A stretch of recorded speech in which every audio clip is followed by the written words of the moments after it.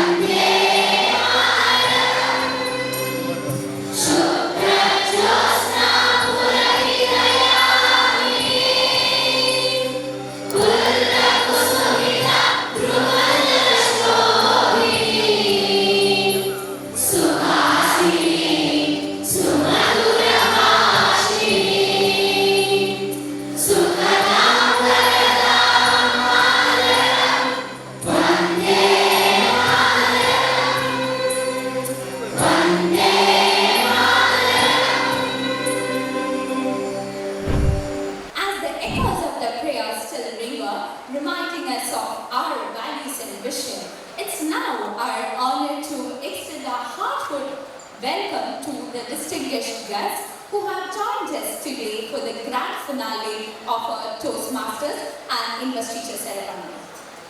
It is indeed a moment of honor and joy to extend a very special welcome to our chief guest, Air Commodore C.G. Khan retired, whose presence today truly graces this gathering. May I request our principal, Dr. P.R.S. Chakravarti, to kindly welcome and honor him with a bouquet. And last but not the least, to my fellow cadets of the Veritas family, the pride, the strength, and the future, I welcome each one of you with enthusiasm and spirit. Let it be known, we are proud to have each one of you here, witnessing not just a closing chapter, but the blooming of many new beginnings. Now, I take this honor to invite our esteemed principal, Dr. P.R.S. Chakravarti sir. Jai everyone.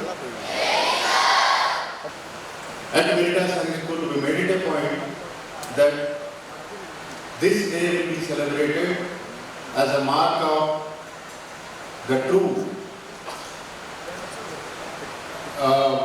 leadership, a baton change of leadership, or in the line of command and control, giving away the colors, that is inauguration ceremony, and at the same time, the culmination of the previous academic year's Toastmasters Club.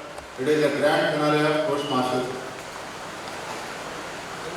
Actually, I would like to, the in-charge teacher will, along with the help of coordinators and class teachers, will narrow down by looking at their communication skills, and they narrow down out of maybe 120 class ranks.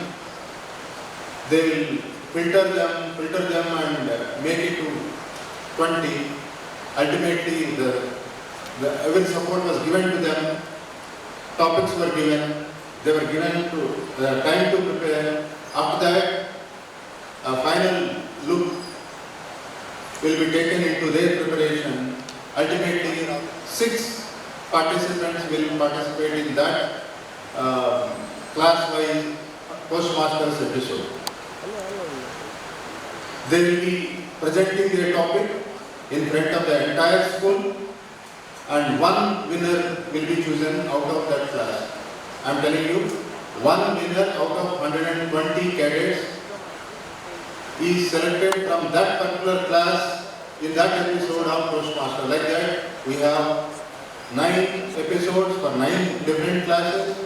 We have got 9 winners, and today is the day to give them the 8 winners, 8 winners, out of them one person dropped out, one winner dropped out, therefore we have 7 competitors in Toastmasters. This is a process of selecting.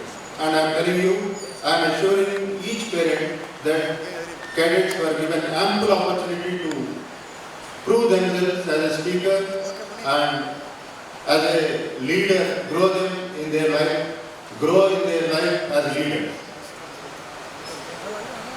Coming to the second part, investigation ceremony. That's very, very important in Sainik school day-to-day routine.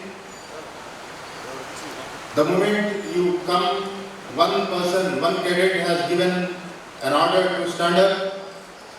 He gave you a caution to sing national song. After that we are started. Everything is systematic. We follow that protocol in every activity of the school.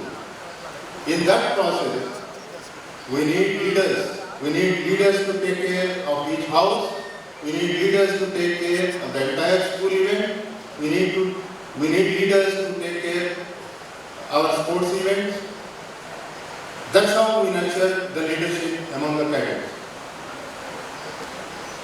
Children, for every one of you, please listen.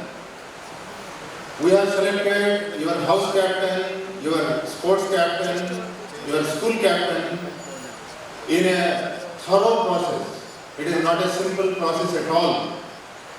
I am telling you that you take it as a challenge and you keep yourself as a goal that you want to be in your future classes as school captain or house captain or adjutant or come what may. The process is very rigorous.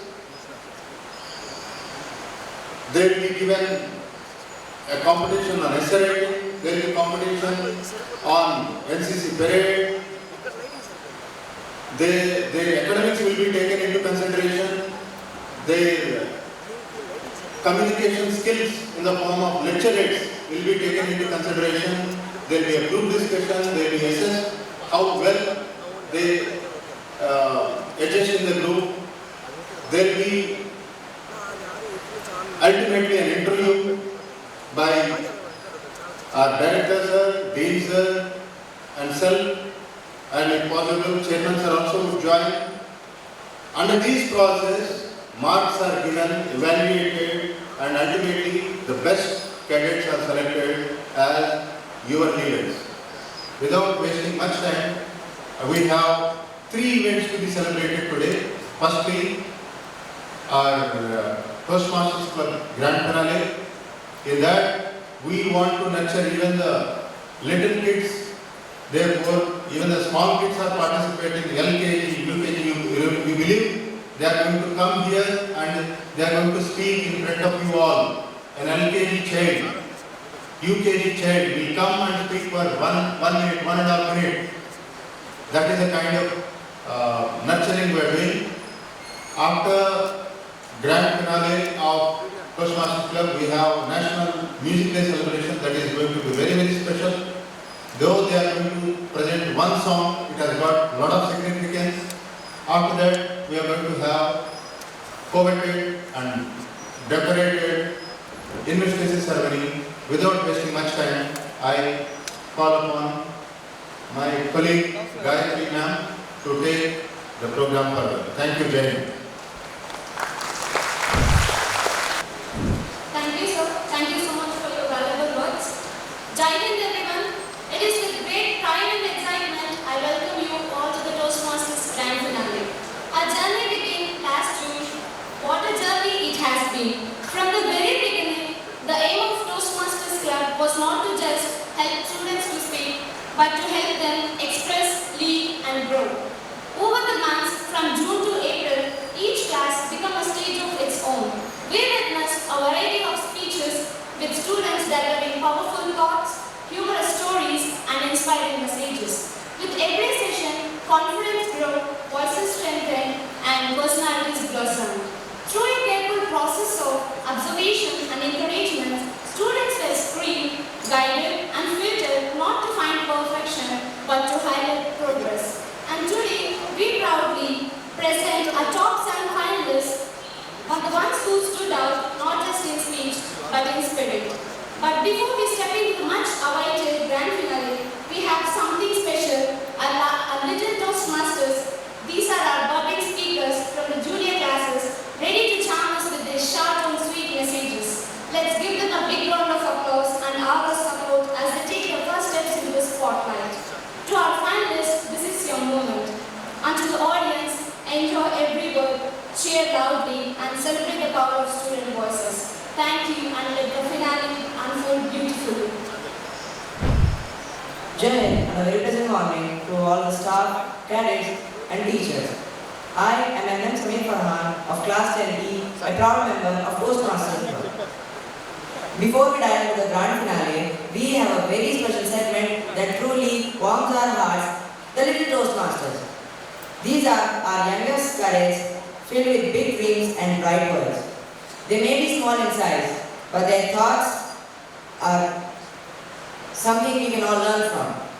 Today, they step onto the stage to share their thoughts, their imagination, and their voices. So without further delay, let's welcome our Little Toastmasters. First up from grade UKG, I call upon Ritwik. First up from grade UKG, I call upon Rikshit.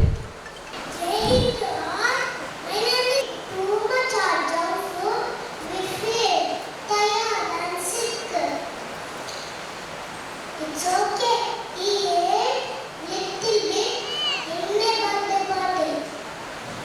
Let's think and strong. Say yes to healthy food, no to junk food. Thank you, Jai Hind.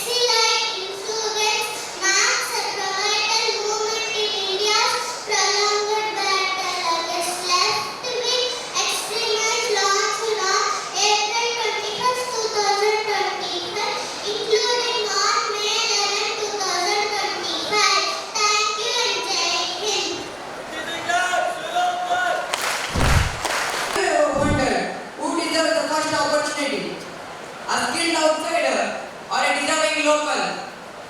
The question of local job reservations in private sector sparks the debates on fairness, economy and identity. Jobs are more than paycheck. They are promising of dignity and development. But what happens when that promise seems out of reach for the local population? In an age of rising unemployment and migration, the idea of reserving private jobs for local is gaining momentum. To help us understand this complex and controversial issue, let's welcome P.S. Jordan. Jai sir, permission to begin? Jai for esteemed chief guests, respected dignitaries, encouraging teachers, and all my spirited cadets, brothers and sisters of Veritas.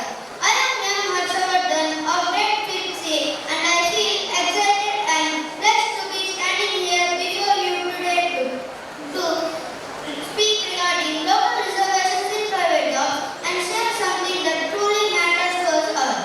Recently, the Karnataka Cabinet cleared the draft bill Karnataka State Employment of Local Candidates in the Industries, Factories and Other Establishment Bills 2024 to provide for local reservations in private jobs.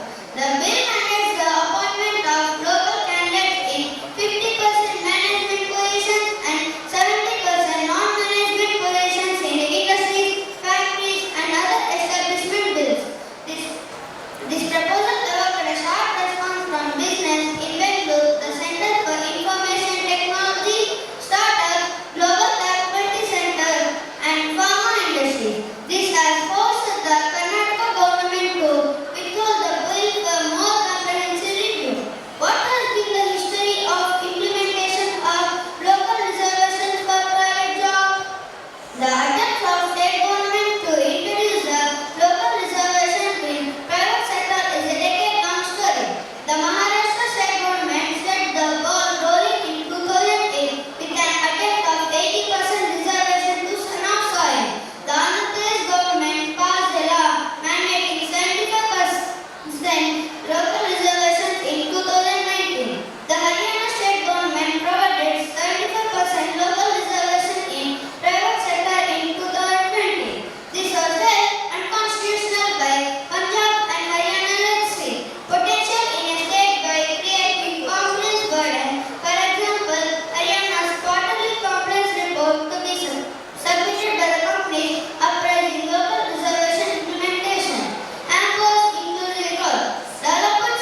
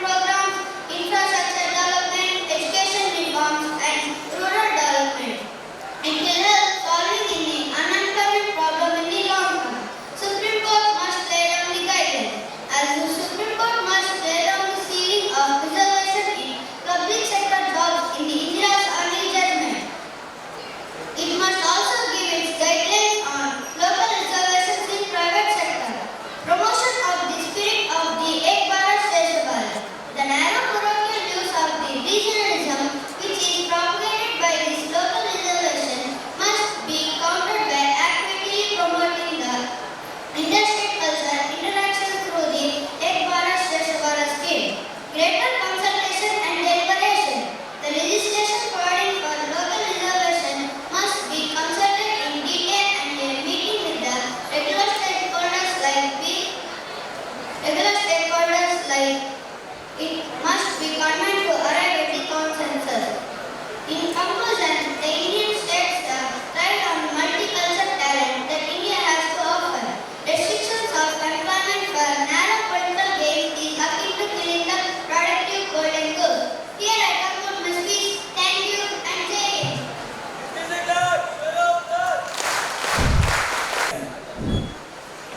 In today's digital world, privacy feels like a luxury. But it comes with a price. We trade our personal data for convenience, free apps, personalized ads, and instant logins. But at what cost? Surveillance isn't just in spy movies anymore. It's in our pockets. Our smartphones listen, our smart TVs watch, and even our smartwatches track us. The convenience is real, but so is the silent surveillance. And here's the harsh truth. Once privacy is lost, it's almost impossible to reclaim. A leaked photo, a stolen identity, or a leaked exposed medical record can haunt someone for life. Privacy isn't just about secrecy. It's about safety, dignity, and control. Dear Veritas members, in a world where we scroll, swipe, and share every moment of our lives, have we ever paused to ask, what are we giving away?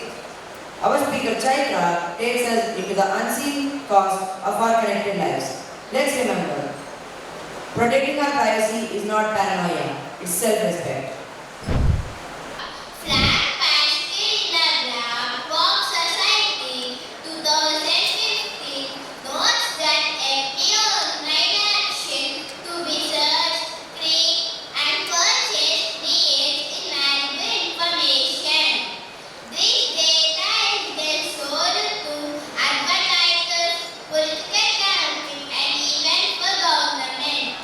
As a result, big technology companies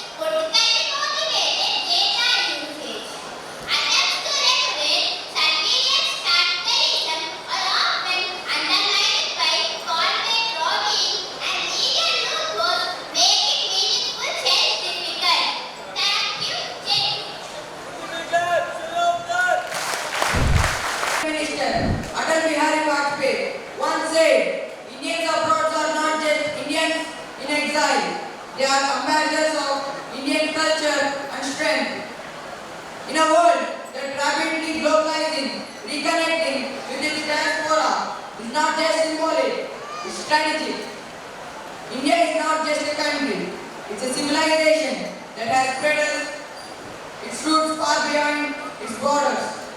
From Silicon Valley to South Africa, from Dubai to Durban, the Indian diaspora shines across the globe, yet remains emotionally to its roots.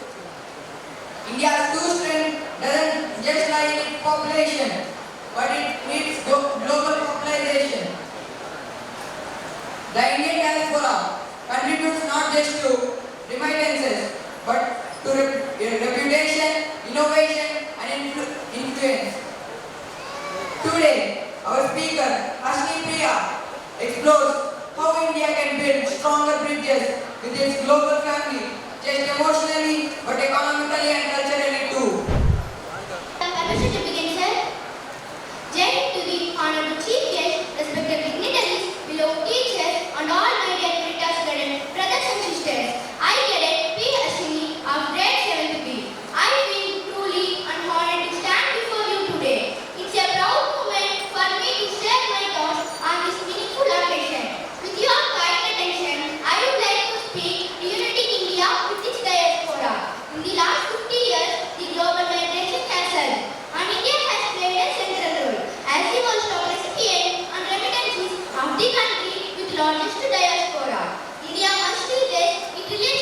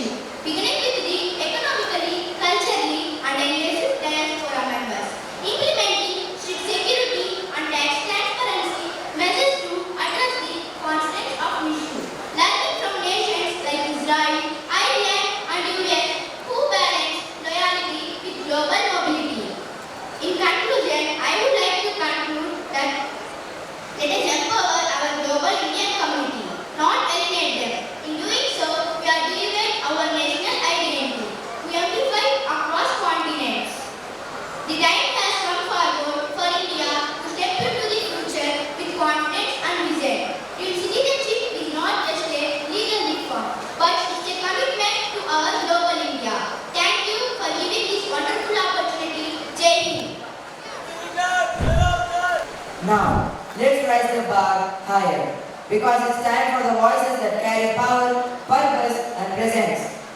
We proudly welcome the senior Toastmasters from grade 8, 9, and 10. The cadets who speak not just with words, but with wisdom and will. They stand tall with confidence. They speak with clarity and thought, and they inspire with every line they deliver. So sit back and witness young leaders in action. The future speakers, change makers, and visionaries. This stage now belongs to our senior Toastmasters. Let's encourage them with a big round of applause.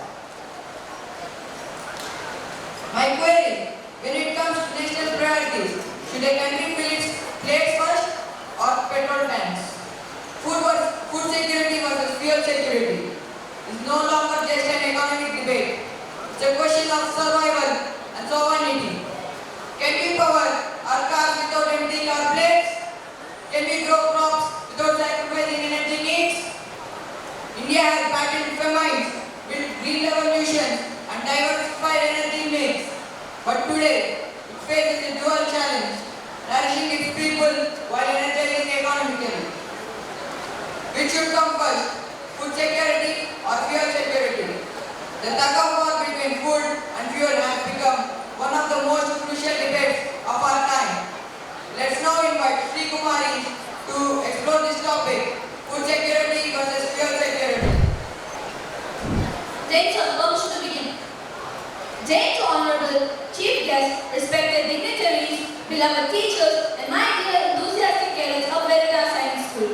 I am Cadet Sri Kumari, a proud member of Toastmaster Club. Standing before you today, it is both an honor and responsibility. I have come here to shed light on a very crucial debate: food versus fuel, or in broader terms, food security versus fuel security. India's growing use of maize for ethanol production has triggered a major shift in its agricultural economy. Once a surplus producer and exporter, India is now importing maize to meet its rising demands, putting pressure on domestic feed and food supplies. It has also disrupted supply chains, raised prices, and even impacted soybean growers through a ripple effect. As policymakers consider GM maize imports, the debate intensifies in ensuring energy security and safeguarding food and feed priorities.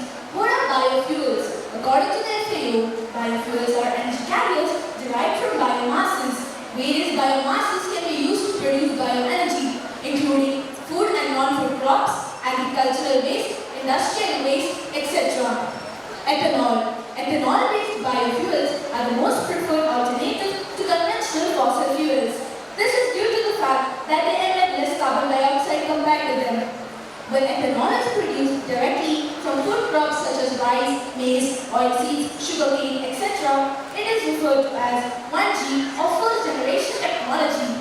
However, when it is produced from non-food crops, industrial waste, agricultural waste, lignocellulosic or plant dry matter, feedstocks, etc., it is referred to as 2G or second generation technology.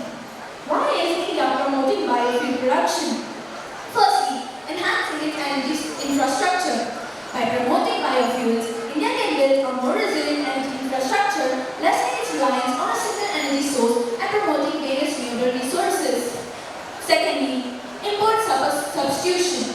The nation relies on imports to meet its energy requirements. Around 80% of its fossil fuels are imported. Biofuels can help strategically reduce this amount and conserve foreign exchange rate.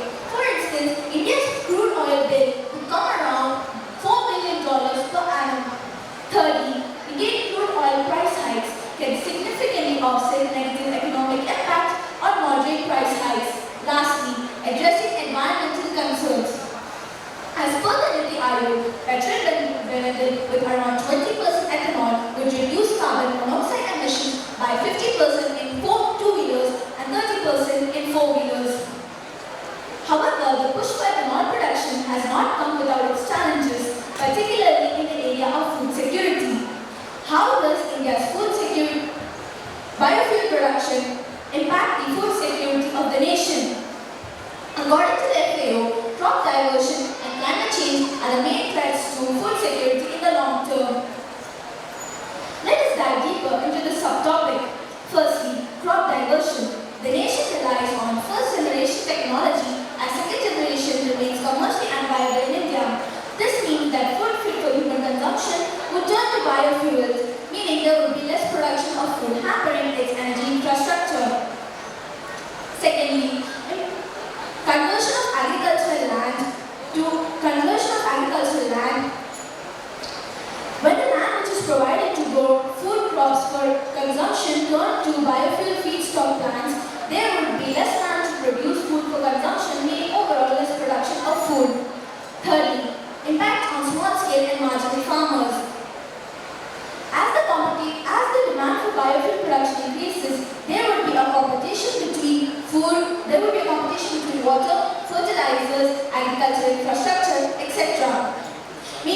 scale and marginal farmers would suffer a lot. Lastly, impact on soil health. The practice of monocropping for biofuel feedstocks such as sugarcane and rice would deplete the soil from its nutrients, making it infertile. What should be the way forward? Investing in research and development. Investing in R&D on second-generation technology, non-food sources, third-generation technology, non-food and non-plant sources, as well as fourth-generation genetically engineered biofuels could significantly enhance its roles without compromising on food security. Secondly, safety nets. Social security nets such as National Food Protection Act are needed to protect vulnerable people against high food price surges. Thirdly, investing in 2G sources such as mosaics. Investing when biofuel crops are grown on wastelands with judicious amount of water, it wouldn't have much impact on the food sources which are made for consumption. Lastly, exploring other alternatives. If the nation decides on building an energy infrastructure which is resilient, we need to explore other alternatives such as electronic vehicles or other renewable resources such as solar, hydro, wind, etc. In conclusion, I would like to say that India and many other countries face challenges in ensuring energy security while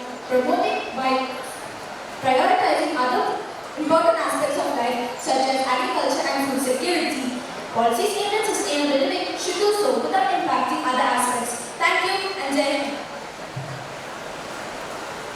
What if I told you painting, gaming, designing or dancing would be a GDP boost for orange economy where creativity meets commerce? Orange, the color of energy, enthusiasm and expression. But did you know it's also the color of economy? Imagine a village artisan designs a unique pattern, uploads it on Instagram and gets orders from France.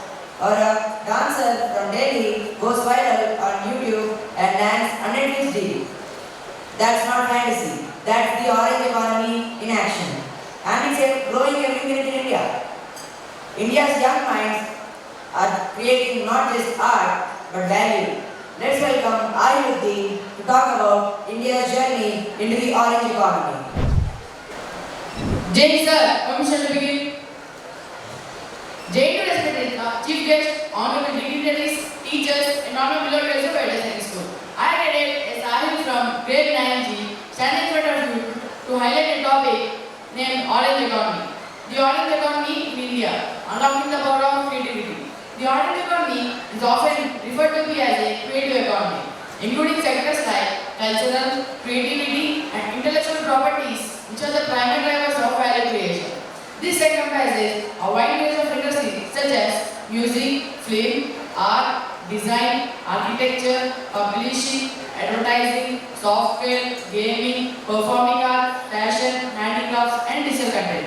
In the 21st century, these industries are not just important for cultural expression, but also play a crucial role in economic development, job creation, innovation, and social inclusion. For a country like India, which has an abundance for cultural diversity, artistic talent, and growing population, the orange economy offers a significant opportunity for inclusive and sustainable growth.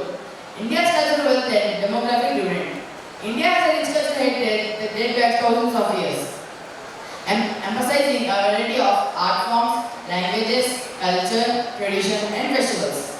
The cultural capital is a strong foundation for the economic development. Additionally, India's demographic advantage, with more than 65% of its own population under the age of 35, provides an enormous pool of creative energy waiting to be tapped. The rise of digital technology has further enabled this demographic to express their feeling on a creative platform.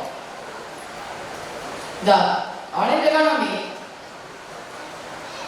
the increasing access to smartphones and internet have also democratized the content and consumption of content, allowing those in the remote area to participate in a global platform. As a result, India's demographic unit as YouTube, Spotify, Instagram, and other OTT services have become launchpads for new artists, filmmakers, musicians, and writers. Major sectors driving India's orange economy. One of the most prominent sectors within the orange economy is the Indian film But film production, the Bollywood, the Hindi film industry, is one of the largest in the world in the terms of film production and audience base. Apart from Bollywood, the other regional film industries such as Tollywood, Telugu, Kollywood, Tamil and Sandalwood Kannada, which are also generating substantial employment for revenue. The music industry is another growing segment driven by both contemporary and traditional artists. Independent musicians are increasingly using digital platforms to reach wider audience, bypassing traditional gatekeepers such as music labels. Podcasting, online concerts and streaming services have also opened new avenues for monetization. The gaming and animation sector have also witnessed exponential growth in recent years, with the country India as emerging as a hub for mobile gaming and animation outsourcing.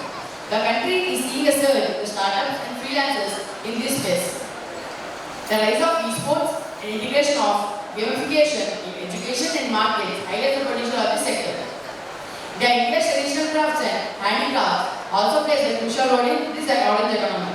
This includes pottery, handloom weaving, embroidery, woodworks, and other crafts practiced by rural artisans across the world. With the advent of online marketplace and government support, many of these artisans now have access to national and international markets. These crafts not only preserve our cultural heritage, but also provide lives to millions. Government initiatives and policy support. Recognizing the potential of orange economy, the Indian government have launched many supportive and promote creative industries. Programs like Startup India, Make in India and Digital India aim to foster innovation, entrepreneurship in rural orange economy. The Ministry of Culture regularly supports cultural events, festivals and heritage preservation projects. Challenges facing orange economy. One of the primary challenges is the informal nature of employment in creative sectors.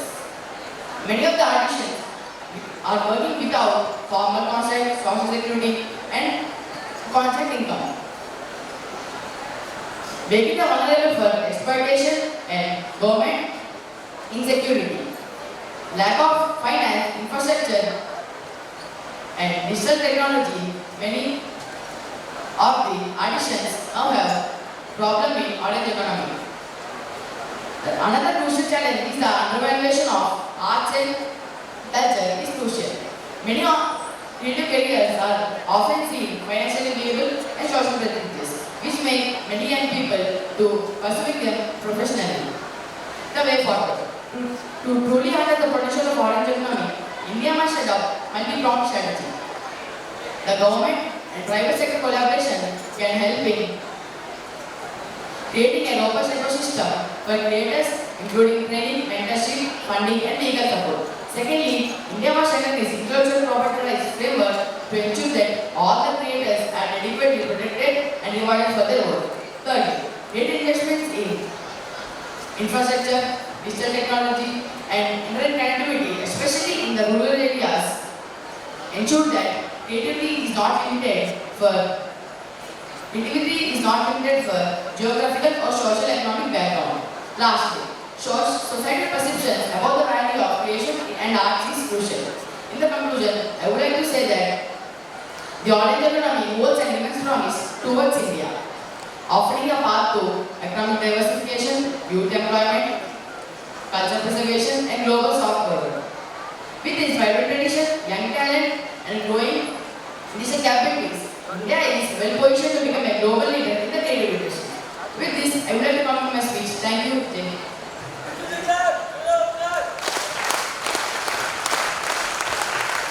Thank you, Anuruddin.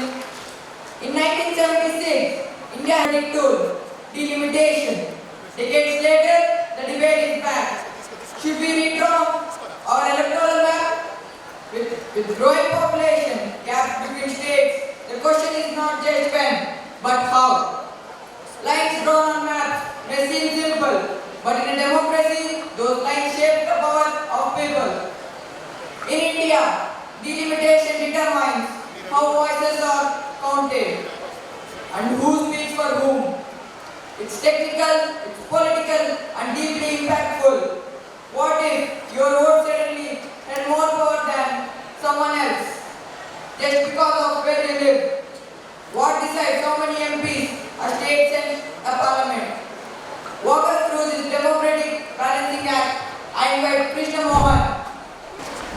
Jain sir, permission to begin. Honor dignitaries, facilitators, instructors, and all my dear people of Veritas Sainik School. Jai Hind and a pleasant morning all. This is Cadet Krishna Mohan from grade 19. Today, as we all gather here on this auspicious occasion of Toastmasters Cup Grand Finale for the academic year of 2023-2024, I am going to shed some light on one of the most hottest democratic topics of today, delimitation in India. In this ongoing winter session of our parliament, many opportunities have sought assurances from the government on their commitment to implement women's reservation by conducting caste census and delimitation exercise by 2029. According to Nashikti Mandana, women's reservation will come into effect only when delimitation exercise is carried out based on the figures of the first census conducted after the passing of the Act. And this has brought the issue of delimitation commission into the focus. Now, let us delve deeper into the topic. Firstly, let us understand what does delimitation exercise exactly means and its constitutional basis in India. Delimitation is the act or process of fixing the limits or boundaries of territorial constituencies in a country reflecting the changing population. In India, the task of delimitation is assigned to a high-powered body. Such a body is termed as the Delimitation Commission or a Boundary Commission. Now, let us understand the constitutional basis of Delimitation Commission in India. In the Constitution of India, Article 82 mandates the Parliament to enact Delimitation Act and constitute Delimitation Commission after every census, whereas Article 170 provides the division of territorial constituencies in a state by Delimitation Commission after every census. And also, the Constitution of India grants absolute powers to the Delimitation Commission. According to the Delimitation Act of India, the orders of the Delimitation Commission are final and can't be questioned in front of any court as it would held up an election indefinitely. Even when the orders of Delimitation Commission are made before Lok Sabha or Legislative Assembly, they can't be altered or modified. And now, the Delimitation Commission is expected to work without any executive influence. Now, let us understand the composition of Delimitation Commission in India. In India, the Delimitation Commission is appointed by the Honorable President of India and works in collaboration with Election Commission of India. Its members include a retired Supreme Court judge as a chairperson, the Chief Election Commissioner of India, and respective state election commissioners. Now, let us understand the historical timeline of delimitation exercises in India. The Union government creates the Delimitation Commissions once the Delimitation Act comes into effect. Under the Delimitation Acts of 1952, 1962, 1972 and 2002, 4 delimitation commissions were established in the years of 1952, 1963, 1973 and 2002. But the delimitation commissions were not established after 1981 and 1991 censuses. Now let us understand the significance of delimitation exercises in India. In India, the delimitation exercises are significant so far because of the following reasons. Firstly, it ensures proportional representation of population. The delimitation exercise provides equal representation to equal segments of population. The Delimitation Commission chooses member and boundaries of territorial constituencies in such a way that each state would get equal amount of population as far as possible, thus ensuring proportional representation of population. Reservation of seats for scheduled castes and scheduled tribes. The delimitation exercise conducted by the Delimitation Commission in India specifies seats in areas with sizable population of scheduled castes and scheduled tribes, and those seats are exclusively reserved for those communities only for their upbringing. In partial exercise, the Delimitation Commission is a panel with legislative backing, yet works independently without judiciaries, executives, and legislature's interference or influence. And as I mentioned before, according to the Delimitation Act of India, the orders of the Delimitation Commission are final and can't be questioned in front of any court, that is judiciary. Even when the orders of Delimitation Commission are laid before Lok Sabha or Legislative Assembly, they can't be altered or modified. That means the government or the legislature holds no right in altering the orders of the Delimitation Commission. One vote, one value.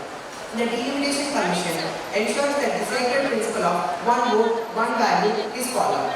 Now, let us understand the criticism that were raised against the delimitation exercises in India. There have been numerous criticisms that were raised against the delimitation exercises in India. One such is that there is no change in number of seats of territorial constituencies despite of increasing population. And another one is that, as I mentioned before, the delimitation exercises was skipped after 1981, 1991 and 2011 censuses. And also there are lot many challenges that are glittering in the path of conducting delimitation exercises in India. In conclusion, delimitation is not just the act or process of fixing the boundaries or limits of territorial consciousness, but it is about ensuring fair representation of our population, implementation of women's reservation bill, and upholding the values of democracy. And this is all about the delimitation in India. Thank you for giving this opportunity, and Jai Hind.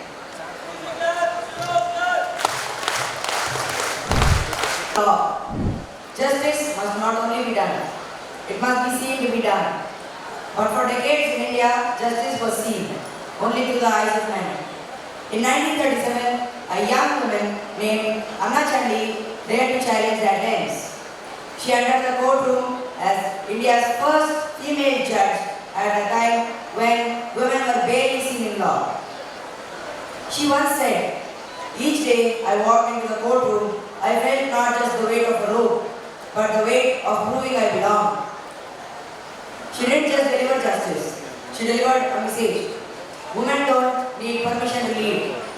Fast forward to 1989, Justice Fatima Bibi etched her name in history as the first woman to sit on the bench of the Supreme Court of India. When asked how it felt to be the first, she simply said, "It is not about being the first. It is about seeing that I am not the last." And yet, decades later, even today, out of the 34 Supreme Court judges, only 3 are women. Out of 25 high courts, only 2 have women as chief judges. Is this a reflection of lack of capability? No, it's a reflection of systemic hesitation. A system that still struggles to see women as interpreters of law, not just advocates for it. To educate us on such a crucial aspect, Tamil is coming. Jai Hind to Honorable Chief Guest, dignitaries, coordinators, teachers, NCC instructors, and all their cadets of Veritas Sainik School.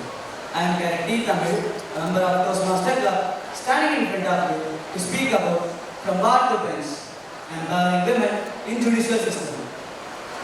The judiciary has constituted an all-women bench to hear petitions involving matrimonial disputes and bail matters. This is only the 3rd occasion in the history of Supreme Court that an all-women bench has been constituted. The earlier 2 occasions were in 2013 and in 2018. The Supreme Court hasn't had a women chief justice since its inception. Justice V. Nagarajana is expected to become the first women chief justice in 2027. At present, of the 27 judges of the Supreme Court, only 3 are women. This indicates the skewed representation of women in judiciary.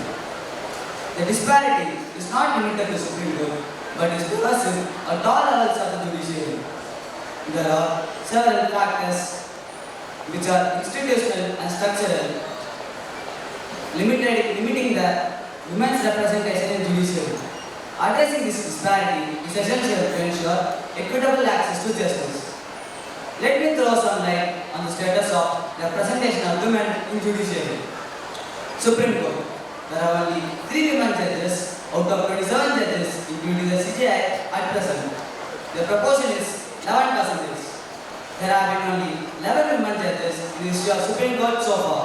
Of them, 6 have been appointed since 2014 and 5 have been appointed since 2018. High Courts. Collectively for all High Courts, women judges constitute 13.2% of the judges. However, there are considerable variations among High Courts. 5 High Courts doesn't have a single women judge. Another 7 High Courts are less than 10% of women judges. Sikkim and Telangana High Courts are the highest representation at 33.3%. Lower Judiciary. Women judges constitute only 35% of the judges in the lower courts. Here, the proportion varies from 19.5% in Gujarat to 70% in Goa. 17 out of 36 states and union territories had smaller proportion of women in judiciary than the national average. Let us dwell into the reasons of low representation of women in judiciary.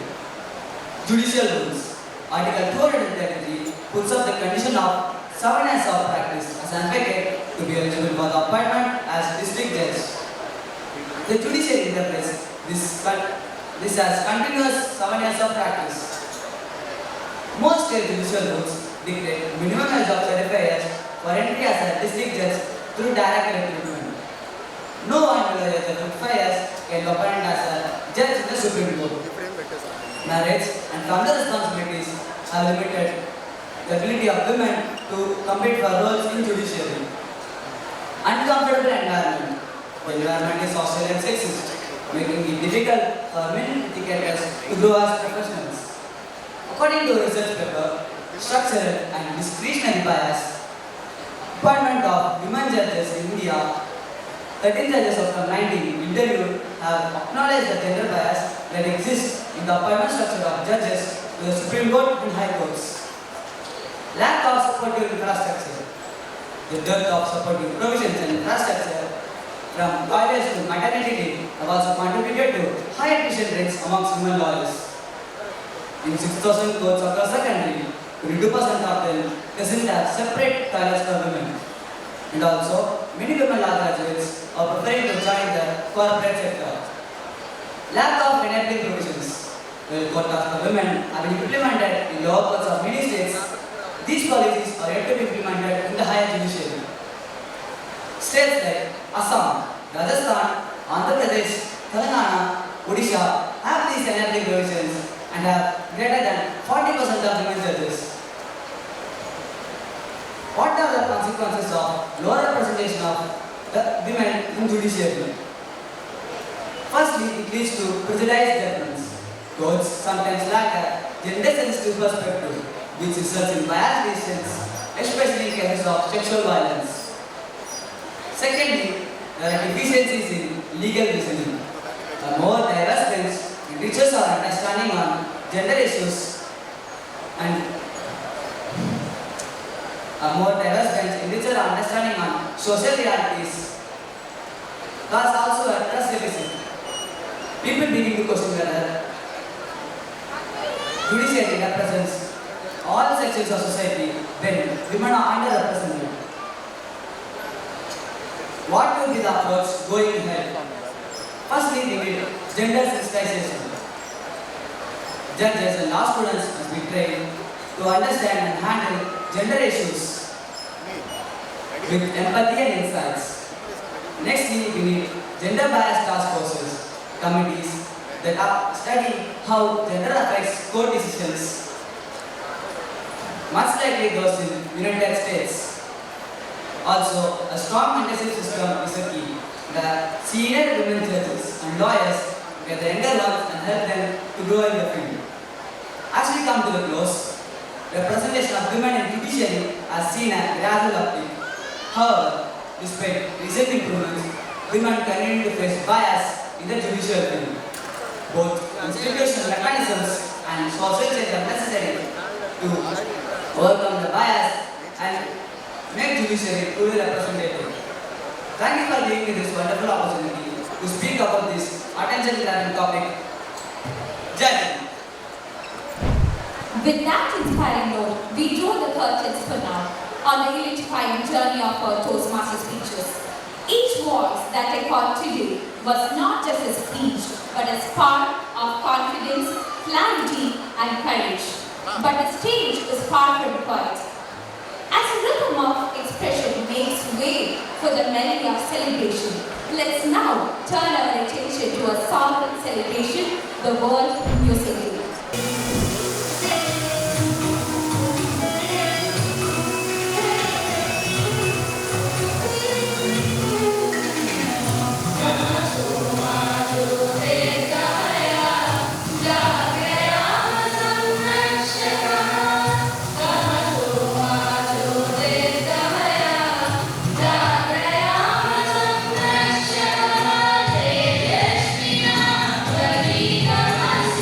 Sa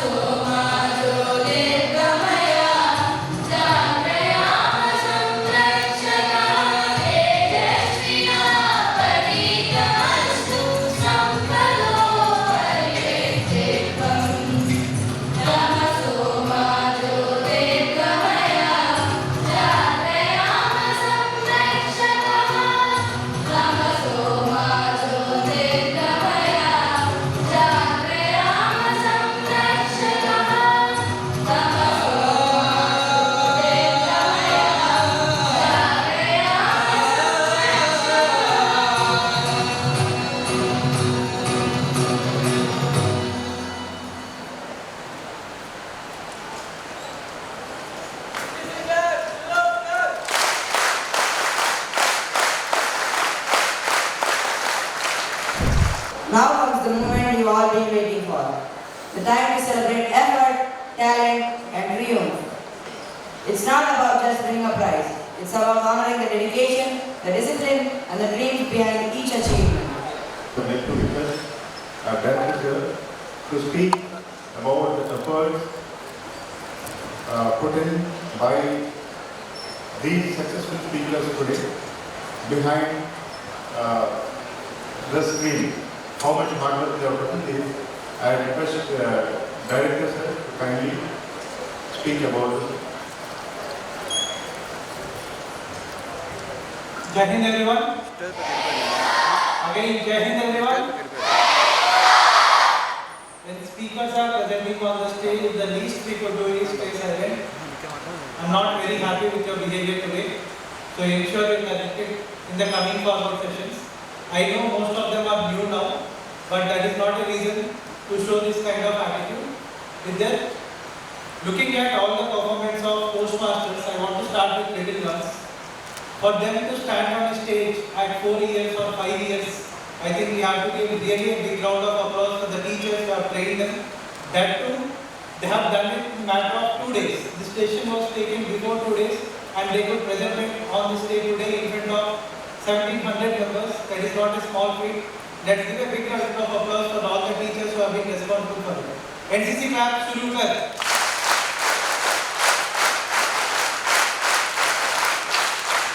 Because it is not easy. It is not easy for most of us. Even for me, in my engineering, I was not even able to talk to few students or few members in front of me.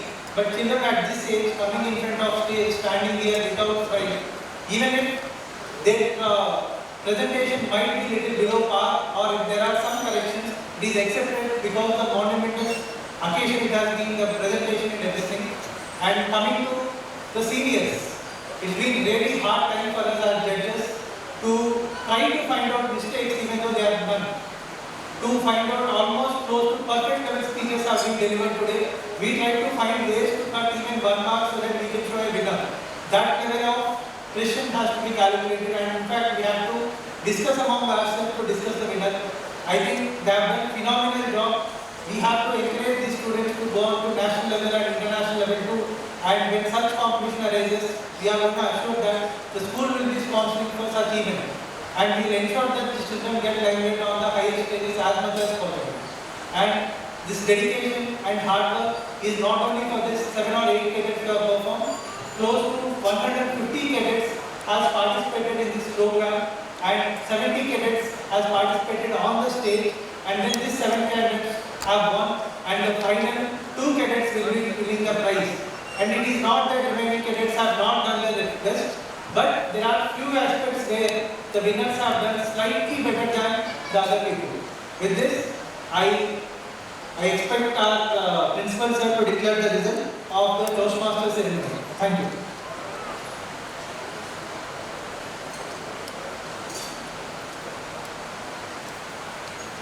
Before declaring the results,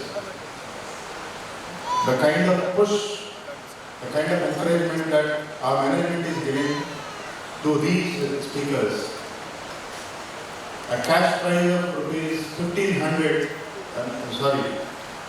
rupees 3500 will be awarded to the winners jointly to both junior and senior category. And books, we always believe that reading makes the leaders. Therefore, we are giving away the prizes of books only. Books worth 1500 will be given to these winners. Now, the winner in the junior category,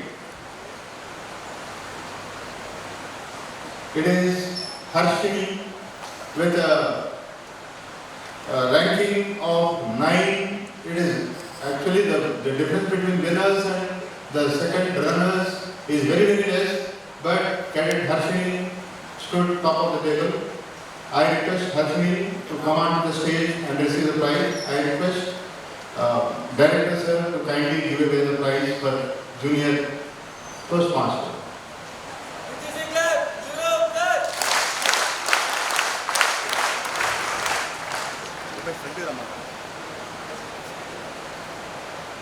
shall be given a trophy, books worth 750 and cash prize worth 1750 and a certificate.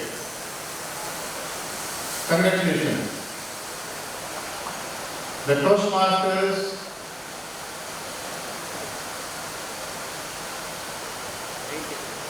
led by Cadet Krishna Mohan.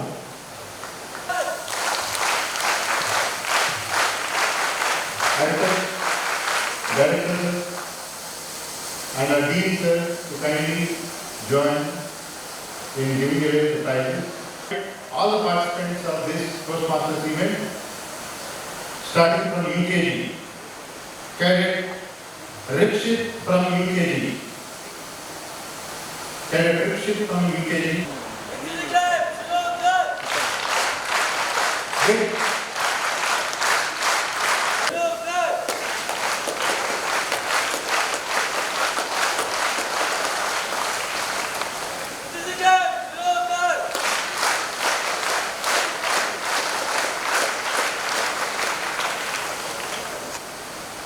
Is one of our little Toastmasters.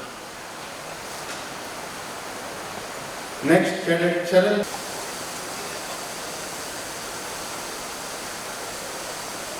Now there are 3 cadets from 3rd standard. Cadet Balakartikeya.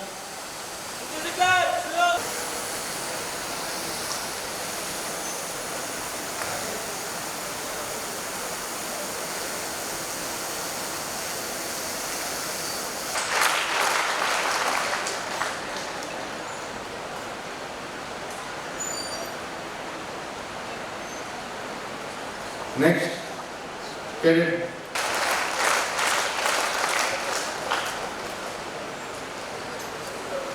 now coming to the junior categories of Toastmasters.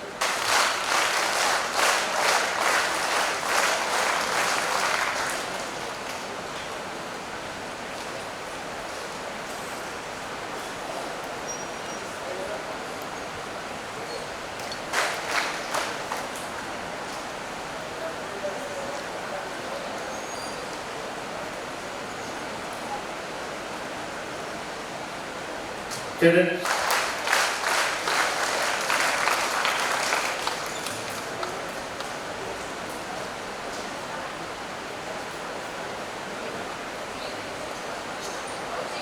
next, Cadet Sainik is from 9th standard. Cadet Sainik.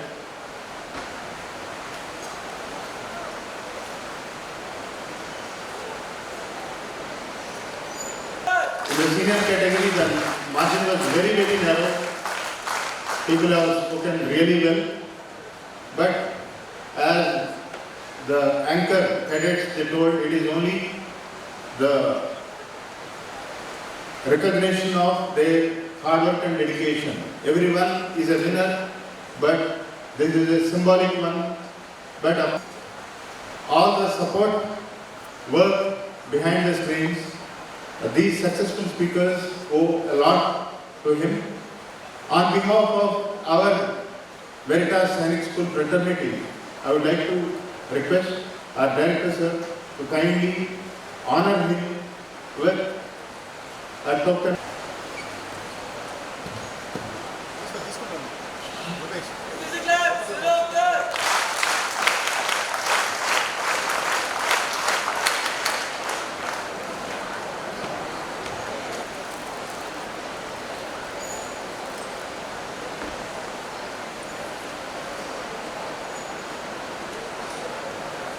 I request to Mr. Balaji Naik to stay on stage. We have inauguration of Voice of Veritas book.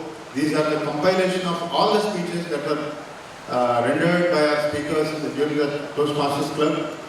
Now, inauguration of that, I would like to request our Chief Guest sir and Director sir to kindly do the inauguration in the presence of Mr. Balaji Naik.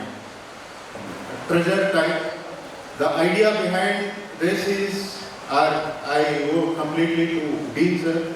It is his idea to bring out a magazine of this sort. I would like to request to be inaugurated.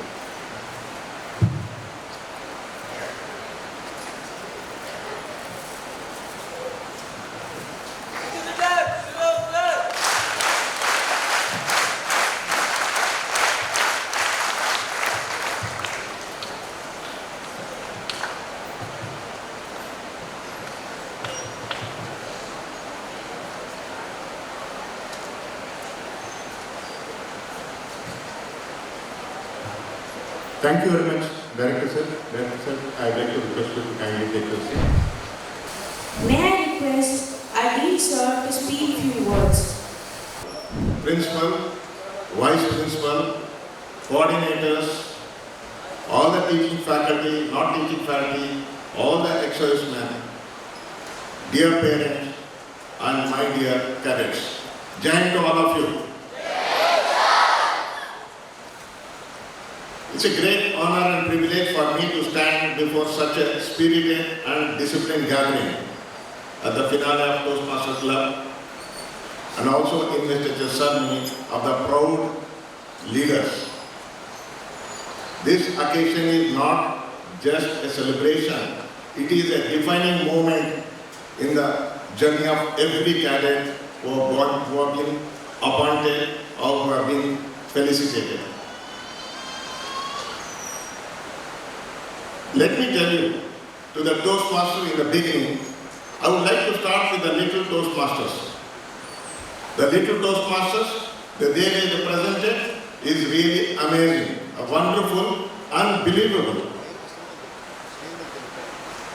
At this moment, I would like to mention the seed of Toastmasters was sowed by our director with the passionate support by our chairman 4 years back.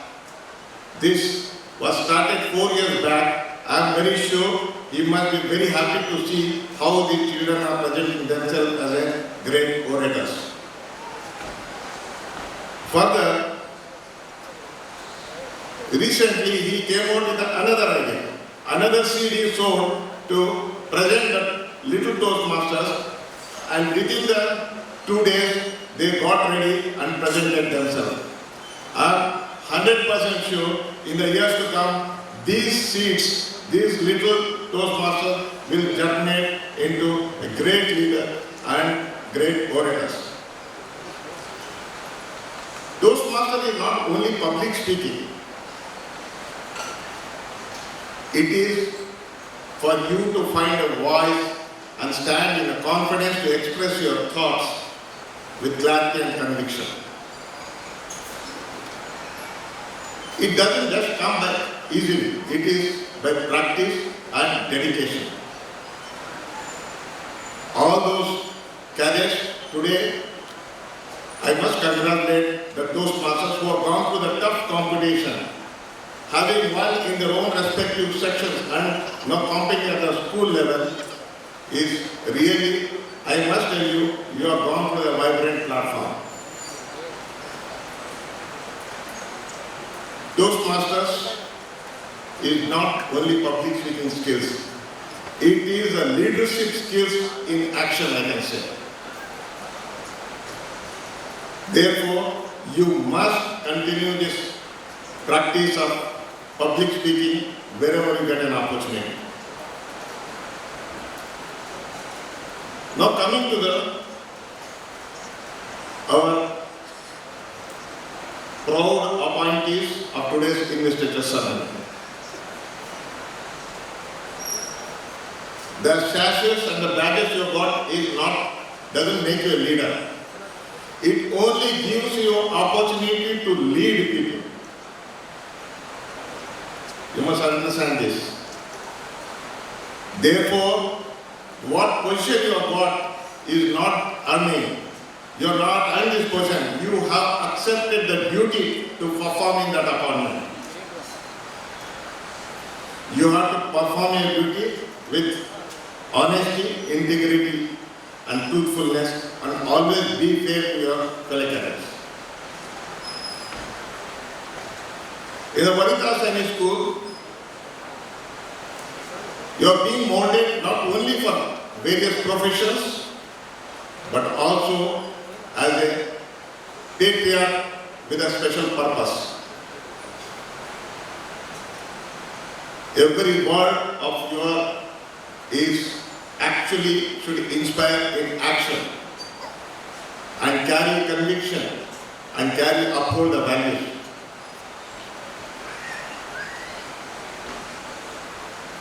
See, in the armed forces we say, a leader is not only heard, he is followed. And that is what you have to remember.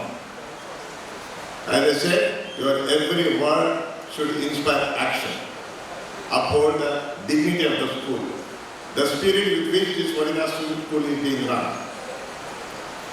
You can make mistakes. Remember, true leaders do not avoid failures, they learn from it. A leader is not only giving orders. A leader, in a sense, is all about standing for others and service first and speak last.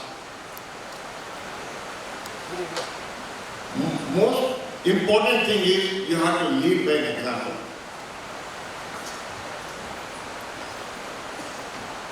In the Toastmasters club, it is not only Toastmasters club which we are presenting the careers. The whole school is preparing like that. Every class, smallest section, there are speakers, and I must tell you, the teachers are making tremendous effort to prepare the children. It is a mass movement at Veritas Sainik School for public speaking. Again, I must thank our director who has been always, and especially our chairman. They are missing him today. He is at Hyderabad with special purpose there. Always, personally, he monitors how the children work. He has got another vision. He wants to have a separate finale for each wing. But we are slightly worried how do we manage. But we are working towards that. So that is the passion with which these clubs are being managed here.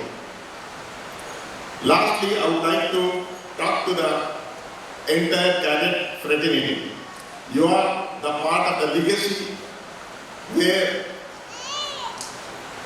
you actually start morning PT till the evening roll call. And you also come to the debate stage. Every step, every moment is very important for you in shaping your destiny. I urge you to make use of this opportunity. Read, speak, question. You have to have an inquiring attitude and reflect yourself. And I must tell you that you are the future of India. You have to face, you have to lead India into next century. For that, you must work hard every day. Do not waste time in any other things. The activities at Veritas Sainik School is really one of the fantastic where you can never be allowed to waste your time. Lastly, I must tell you,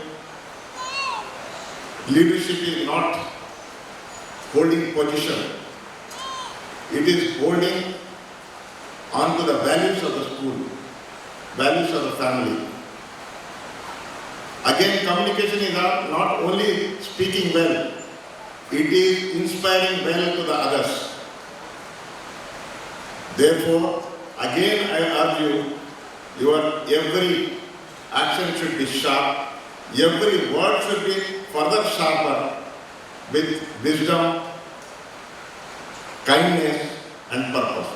Thank you. Jai Hind.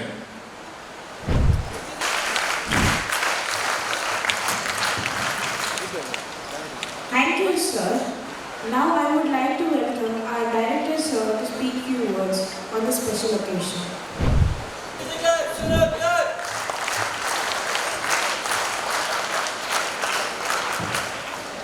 Again, getting each and everybody. So I want to start with a quote. Struggle is life, silence is death. I want to give an example which is right in front of you. So, today Kabra Sagar has become school captain. It is not a one-day's job, it is not a one-day's affair which he has gone through. I want to give 2-3 examples so that you will understand what brings success. During last year's school vice captain or house vice captain selections, he was not even able to speak single word during group discussion or during interview or XYZ. Even though he is very academically inclined and he is very disciplined, we couldn't give him chance anywhere else. But he has taken up as a Veritas school police, and then from that moment, from the last 1 year, you are really amazed to see the kind of improvement he has brought within himself. Now, fast forward 1 year, exactly 1 year after that, he was the person who was dominating the group discussion, dominating the interview, dominating everything. So, this is not a success which was achieved in 1 day. It took 1 year of his efforts to come and land into this stage. So, I congratulate the school captain especially for this very good effort. For NCC claps.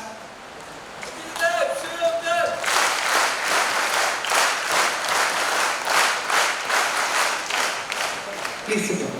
The reason why I gave this example today, because the cadet who wasn't even selected as school vice captain or house vice captain is able to achieve school captain in 1 year.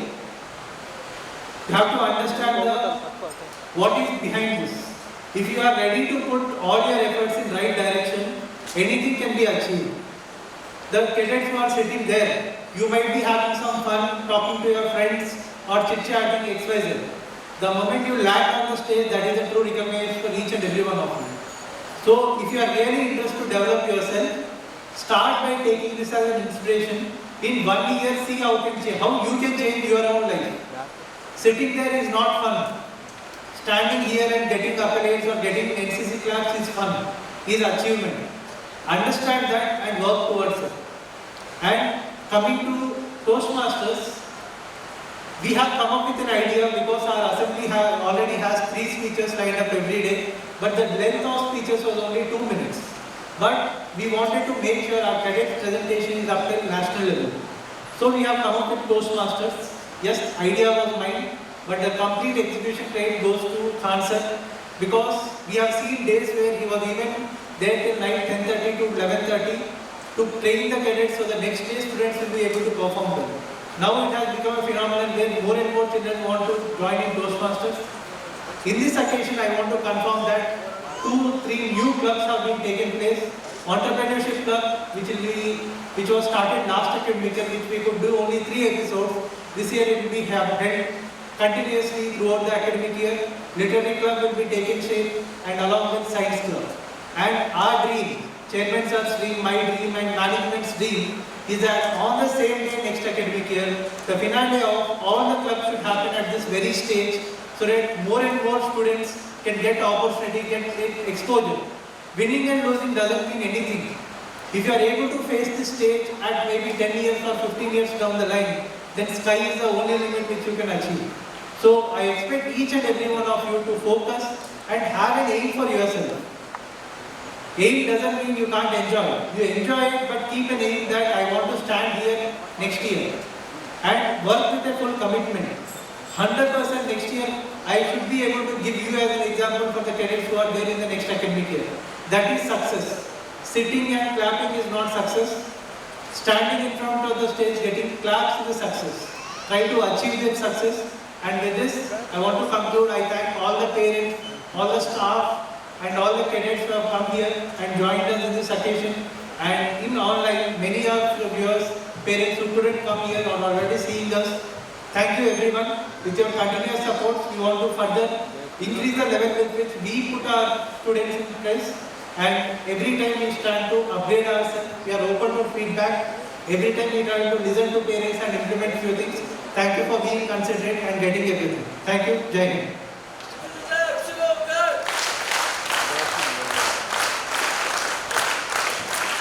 Thank you, sir.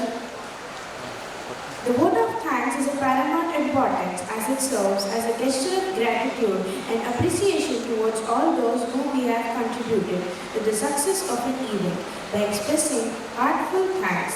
The vote of thanks fosters a sense of unity, encourages further collaboration, and leaves a positive and lasting impression on the attendees.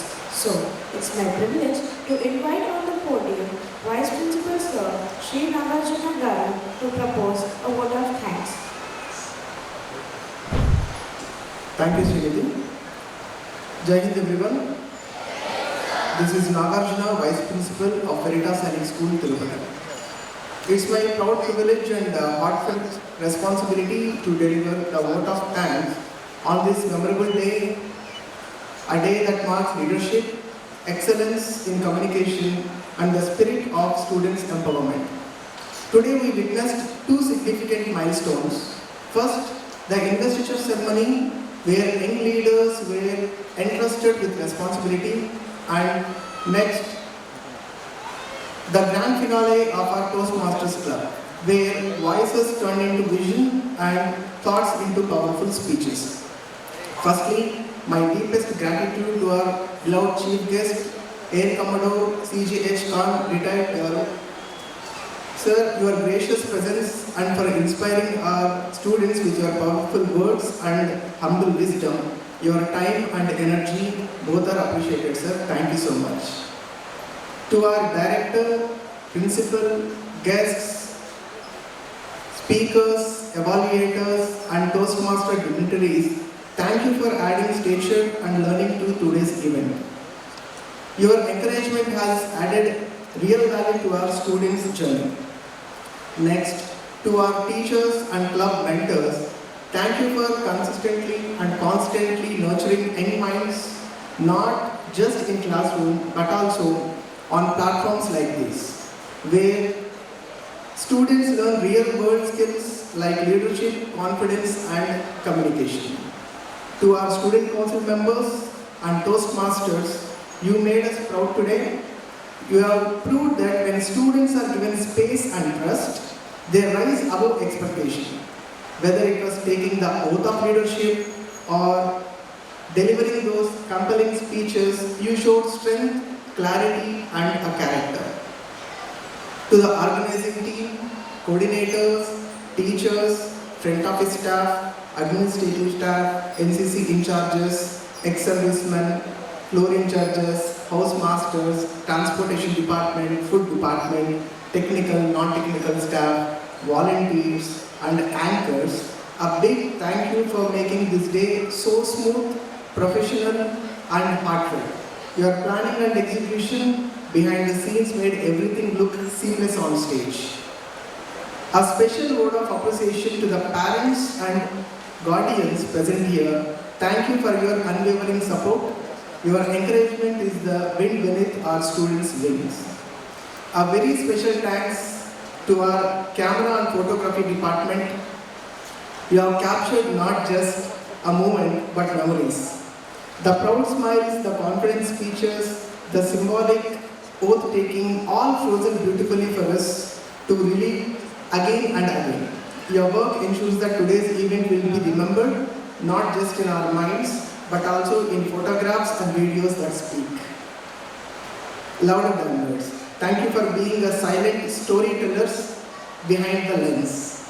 Last but not least, I thank the management and organizers of this Mahati Auditorium, sound department, light department, housekeeping department, and the other unnoticed departments for their unconditional support.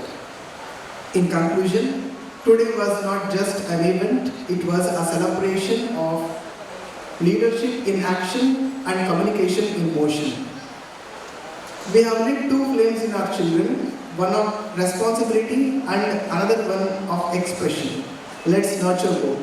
As we step into tomorrow, may these students, leaders, lead with integrity, and may our young speakers speak with courage and compassion. Thank you one and all. Jai Hind. Thank you, sir. Before we conclude, let us all stand up for our national anthem.